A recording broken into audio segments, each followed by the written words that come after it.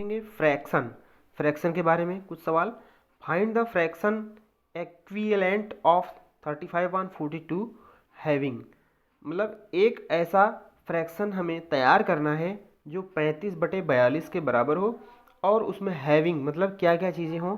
कई सवाल हैं। पहला सवाल है ऐसा फ्रैक्शन हमको तैयार करना है 35/42 के बराबर जिसका जो नंबरेटर हो वो 15 हो। जैसे 35/42 इसको कन्वर्ट करना है ऐसे फ्रैक्शन में जिसका नंबरेटर क्या हो 15 हो। तो पहले हम इसको ऐसी संख्या से डिवाइड करेंगे दोनों को कि एक ही संख्या से दोनों डिवाइड हो जाए। तो 7 से हम डिवाइड करें, 7 पंचे 35 और 7 छंग 42, 7 5 जा और 7 6 जा 5/6। अब हमें क्वेश्चन में रेडी करना है नंबरेटर को 15, अंश को 15 लाना है। तो 5 है अंश में, नंबरेटर 5 है, तो 15 कैसे होगा 3 से मल्टीप्लाई करेंगे। तो 3 से मल्टीप्लाई करेंगे तो 3 5 जा 15 और ये 16 हो जाएगा।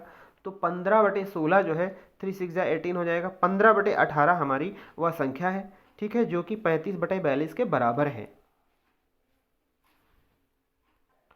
अब फिर वही बात दूसरे क्वेश्चन में कह रहा है कि इसी के बराबर एक ऐसी भिन्न बताइए कि जो 18 के बराबर हो, ठीक है।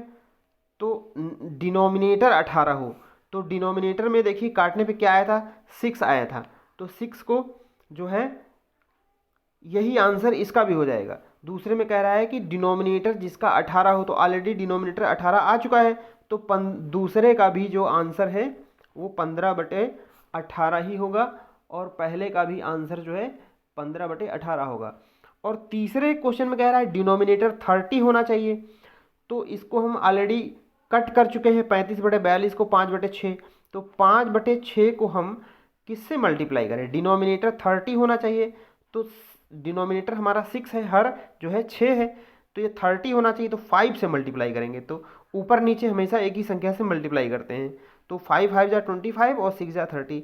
तो 25/30 25/30 जो है वो तीसरे क्वेश्चन का आंसर होगा। चौथे में कह रहा है नंबरेटर 30 होना चाहिए, अंश 30 होना चाहिए। तो इसी संख्या को लेंगे 5/6 को और नंबरेटर 30 होना चाहिए। तो 5 6 जा मतलब 6 से जब मल्टीप्लाई करेंगे तब 30 आएगा, क्योंकि उसमें क्वेश्चन में कह रहा है नंबरेटर 30 होना चाहिए।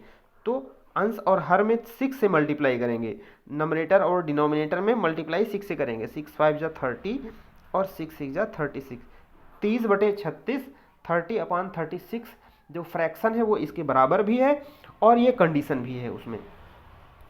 अगला प्रश्न है हमारा 4 सही 2/5 है यहाँ पे। तो 4 सही 2/5 को हम किस प्रकार लिख सकते हैं। जो 4 बाहर है इसका डिनोमिनेटर से मल्टीप्लाई होगा। 5 4 जा 20, 5 के 20 और ये ऐड हो जाएगा। 20 2 22/5 हो जाएगा। माइनस 5 2 जा 10 और इसकी जो इसको ऐड कर देंगे 11/5। अब हमेशा जो इसको हमें सब्ट्रैक्ट करना है, दो भिन्नों को ऐड करना हो चाहे सब्ट्रैक्ट करना हो, उसका जो डिनोमिनेटर होता है अगर सेम सेम है तो उसमें कॉमन जो है नंबर वही हो जाएगा।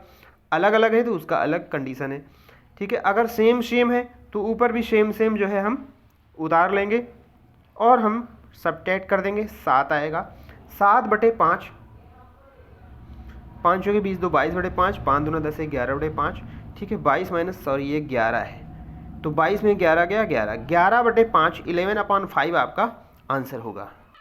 अब इस क्वेश्चन में देखिए आप सेम वैसे ही है, 5 सही 6/7, 7 पंचे 35 और 35 से 41/7, ठीक है। 7 5 जा 35, 6 41/7, 3 2 जा 6 और 2 8/3। अब इसको जो है हमें कंबाइन करना है तो इसमें दोनों का जो डिनोमिनेटर है वो अलग अलग है, ठीक है।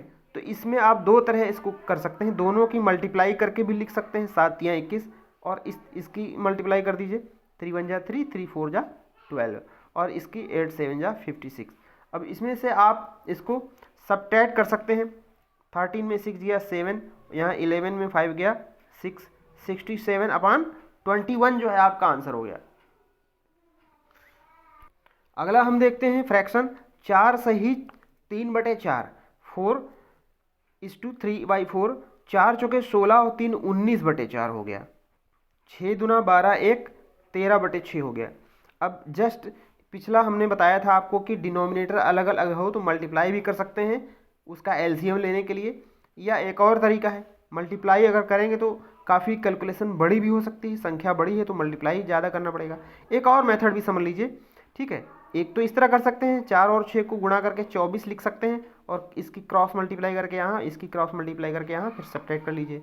एक और मेथड है कि 4 और 6 जो है एक ऐसी संख्या आप बताइए जो 4 और 6 के टेबल में आती हो। तो 12 4 के भी टेबल में आती है, 6 के भी टेबल में आती है। 4 6 के टेबल में कितनी बार आएगी? 2 टाइम्स। और 4 के टेबल में कितनी आएगी? 3 टाइम्स आएगी।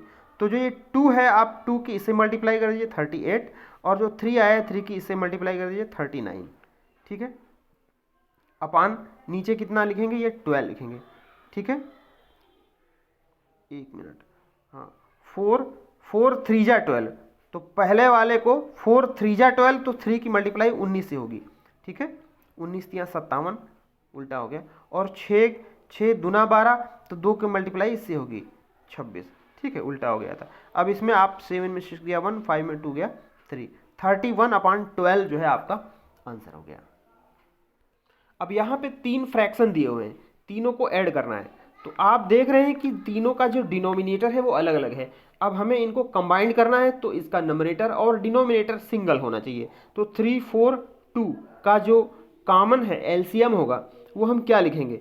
तो ऐसा, या तो हम इसका एलसीएम निकालें, एलसीएम निकालना आपको बताएं, और या तो आप डायरेक्ट भी कर सकते हैं कि ऐसा नंबर जो 3 और 4 और 2 तीनों के टेबल में आता हो। तो 12 जो है तीनों के टेबल में आता है, ठीक है। तो 12 जो है 3 के कितने टाइम्स में 12 आएगा? 3 4 टाइम्स में जो है 12 आएगा। पहले 12 लिख लीजिए।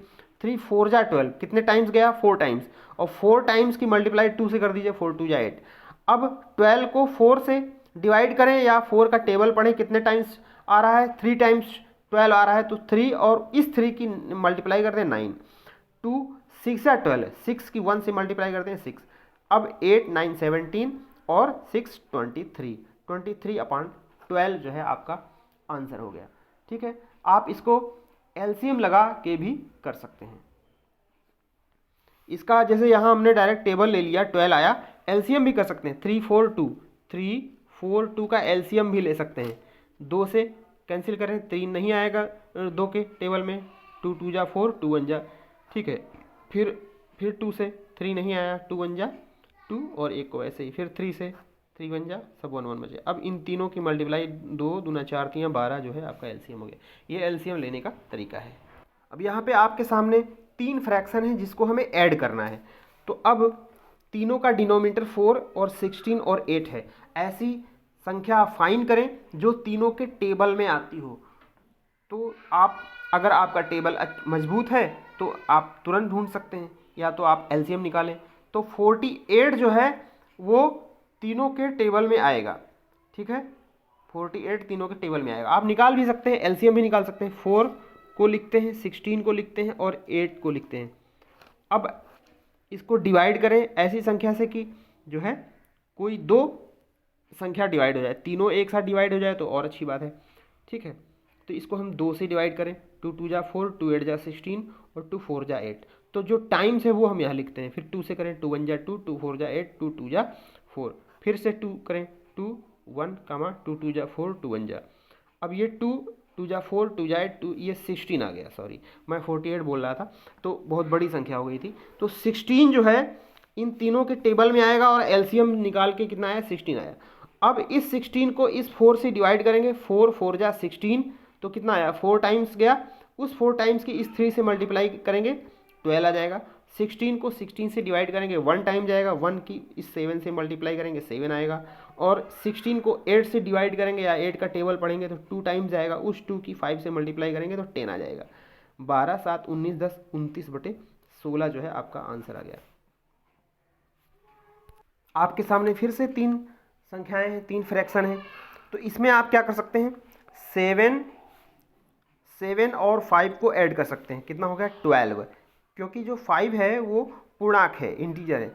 7 5 12 हो गया। और ये आपका बचा 7/4 और +1/6, ठीक है। 12। अब इन दोनों को आप ऐड कर सकते हैं, दोनों का टेबल पढ़े, दोनों के टेबल में कौन सी संख्या आती है, 4 3 जा 12 और 6 2 जा 12, 12 आ रही है, ठीक है। तो 4 3 टाइम्स जाएगा तब 12 आएगा, वही 3 की मल्टीप्लाई 7 से 21, और 6 2 जा तो 2 टाइम्स गया, उसी 2 की गुणा 1 से 2 1 जा 2, 12 प्लस इन दोनों को ऐड करेंगे कितना है 23/12, 23/12। अब आप इसको क्या कर सकते हैं, 12 की, अब इसको कंबाइन करेंगे तो 12 से मल्टीप्लाई 144 और 23 इसमें ऐड कर दीजिए, 7 6 1 1 6 7/12, ये आपका आंसर आ गया।